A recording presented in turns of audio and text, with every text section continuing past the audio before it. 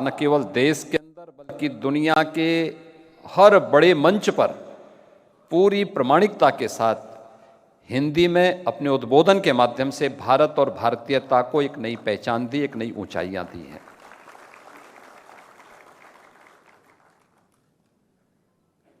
काशी के साथ तो बहुत कुछ ऐसा जुड़ा हुआ है। याद करिए,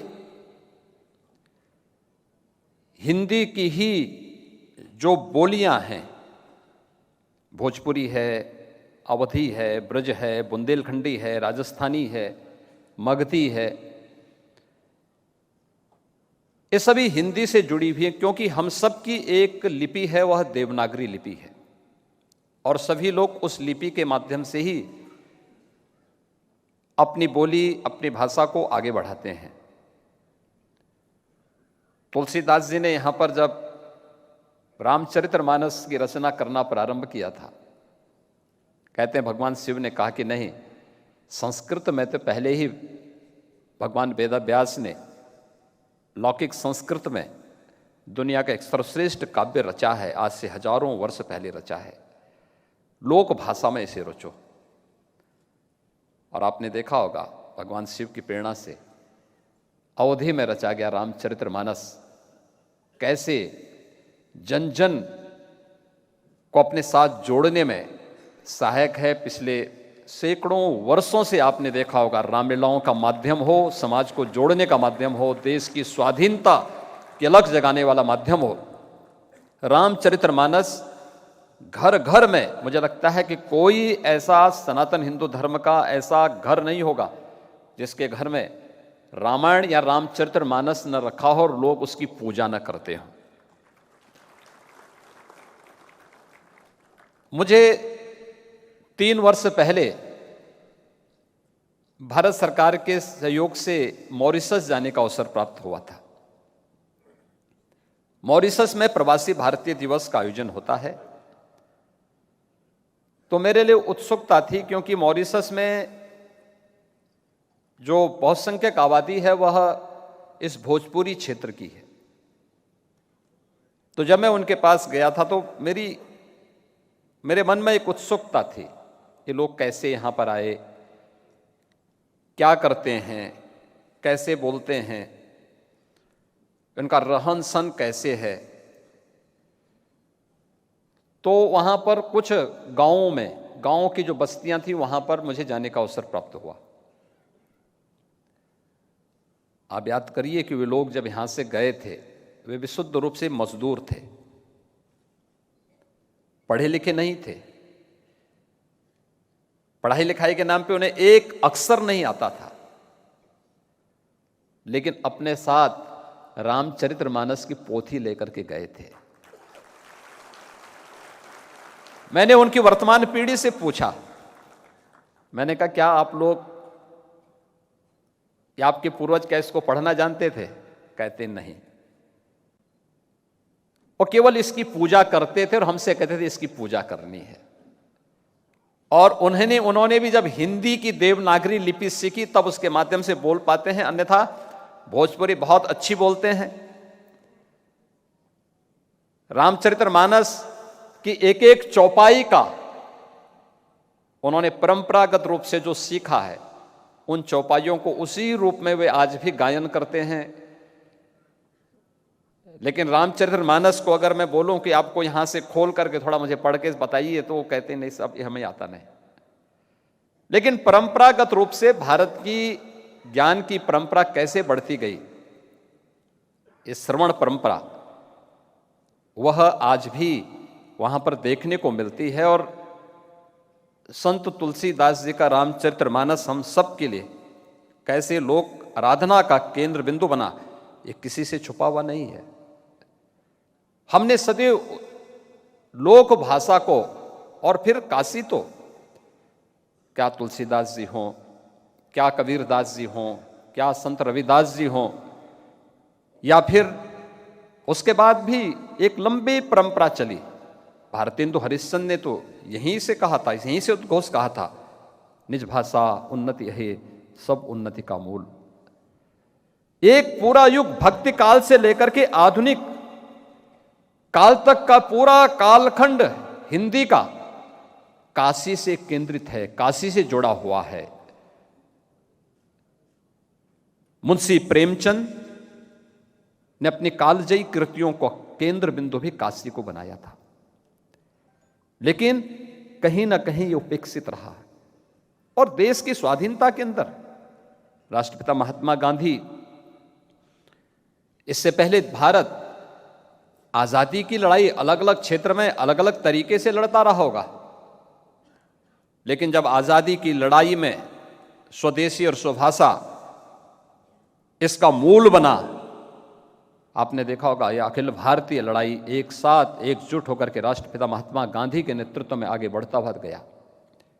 और देखते ही देखते कुछ समय के अंदर भारत स्वाधीन हुआ।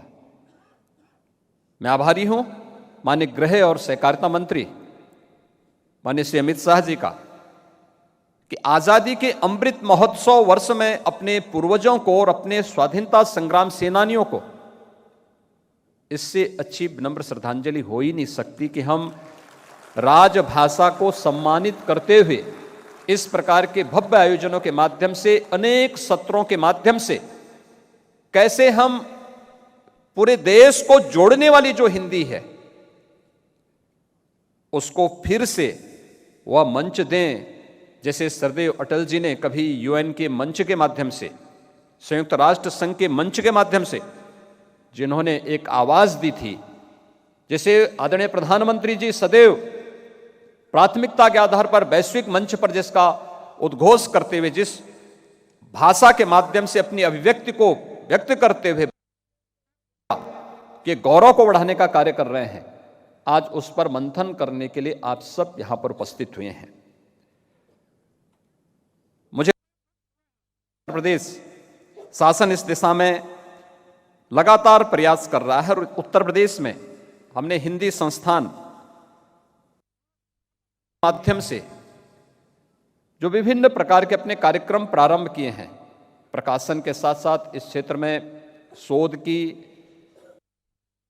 परंपरा को आगे बढ़ाने के साथ साथ उन साहित्यिक कार्यक्रमों को एक नई गति देने के साथ साथ प्रदेश के अंदर पुरस्कारों की भी एक परंपरा प्रारंभ की। भारत भारती पुरस्कार हम लोग 8 लाख रुपए का प्रदेश के अंदर उपलब्ध कर देते हैं।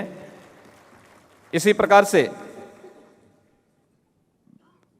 हिंदी गौरव सम्मान, लोहिया साहित्य सम्मान, पंडित दीनदयाल उपाध्याय साहित्य सम्मान, महात्मा गांधी साहित्य सम्मान, अवंतीबाई साहित्य सम्मान, राजश्री पुरुषोत्तम दास टंडन यह सम्मान आदि अलग अलग विधा से जुड़े हुए लोगों को, वह साहित्यकार हो, लोक कथाकार हो या अलग अलग क्षेत्र से जुड़े हुए विभूतियों को यह सम्मान उत्तर प्रदेश सरकार प्रतिवर्ष उपलब्ध कराता है।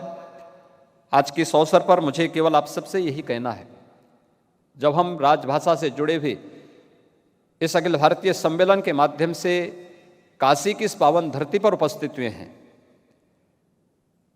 ये बाबा विश्वनाथ की पावन धरती है और इस पावन धरती में जब हम लोग यहाँ पर एक गंभीर मंथन के साथ यहाँ पर इस कार्यक्रम को आगे बढ़ा रहे हैं, हमारे यहाँ कहा गया है अयोग्यो पुरुषो नास्ति योजकः तत्र दुर्लभ। आप सब जैसे देश के अंदर आदरणीय प्रधानमंत्री जी पूरे देश को एक भारत श्रेष्ठ भारत के रूप में दुनिया के सामने प्रस्तुत करने में सफल हुए हैं। 7 वर्ष के अंदर आपने भारत की इस बदलती हुई तस्वीर को देखा होगा। 7 वर्ष पहले भारत क्या था? भारत के अंदर आम जन के मन में विश्वास का अभाव था। वैश्विक मंच पर भारत की जो प्रतिष्ठा होनी चाहिए थी वह प्रतिष्ठा उस रूप में नहीं थी जो भारत को मिलना चाहिए था। लेकिन पिछले 7 वर्षों के अंदर, 7-7.5 वर्षों के अंदर आपने बदलते हुए भारत को, इस एक नए भारत को, इस श्रेष्ठ भारत के रूप में बदलते हुए भारत को देखा है। तो स्वाभाविक रूप से हम सब की भी जिम्मेदारी बनती है, देश के अभिभावक के रूप में, देश के संवैधानिक प्रमुख के रूप में, अगर पूरे भारत को एक भारत श्रेष्ठ भारत के रूप में प्रधानमंत्री मोदी जी उसका माध्यम हिंदी को बनाते हैं, लोक भाषा को बनाते हैं, तो आज हम सब का भी दायित्व बनता है कि हम भी अगर अपने अपने क्षेत्र में योजक बनकर के कार्य करना प्रारंभ कर देंगे, कोई कारण नहीं कि जो कार्य आज़ादी के तत्काल बाद होना चाहिए था, अब आज़ादी के अमृत महोत्सव वर्ष पर ही हम उस कार्यक्रम को तेजी के साथ आगे बढ़ा पाएंगे, तो अवश्य सफलता प्राप्त होगी। मैं इस पूरे द्विदिवसीय अखिल भारतीय राजभाषा सम्मेलन के प्रति हृदय से मैं बधाई देता हूं और आप सबके प्रति अपनी शुभकामनाएं व्यक्त करता हूं। धन्यवाद। जय हिंद।